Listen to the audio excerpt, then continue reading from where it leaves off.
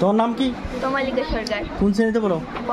পঞ্চম শ্রেণীতে। তমালিকা, দেখো তোমার একটা অঙ্ক দেখো, এখানে লেখা আছে কুনা বিদ্যালয়ে পঞ্চম শ্রেণীতে মোট 50 জন শিক্ষার্থীর মধ্যে 42%, মানে শতকরা 42 জন ছাত্রী।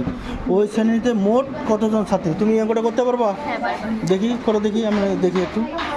তাহলে 42% বলতে কি বুঝো তুমি? বলো দেখি। 42% সমান আমরা হচ্ছে 142। লেখো লেখো লেখো লেখো লেখো, তাড়াতাড়ি লেখো।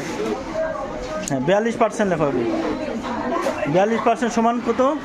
সমান কি হতে পারে? তাহলে 100 জনের মধ্যে 42 জন কি ছাত্রী, তাই না? এইটা কিন্তু এখানে তোমাদের বইয়ে প্রশ্ন করছে যে 50 জন শিক্ষার্থীর মধ্যে তাহলে কতজন ছাত্রী? তাহলে 50 জন ছাত্রীর মধ্যে কি কত হবে লেখো। হ্যাঁ, তাহলে 50-এর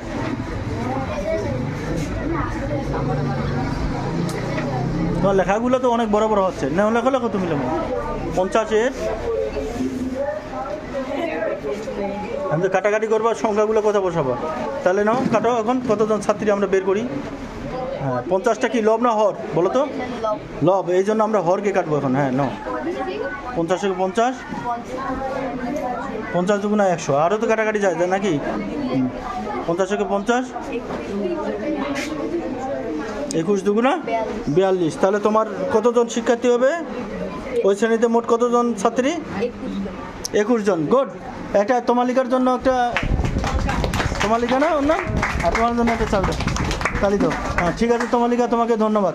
তাহলে দেখো আমরা এভাবে পার্সেন্টেজগুলো বের করতে পারি। আমাদের অঙ্কটা ছিল কি, কোনো বিদ্যালয়ে পঞ্চম শ্রেণীতে মোট 50 জন শিক্ষার্থীর মধ্যে 42 জন ছাত্রী, তাই না? ওই শ্রেণীতে মোট কতজন ছাত্রী?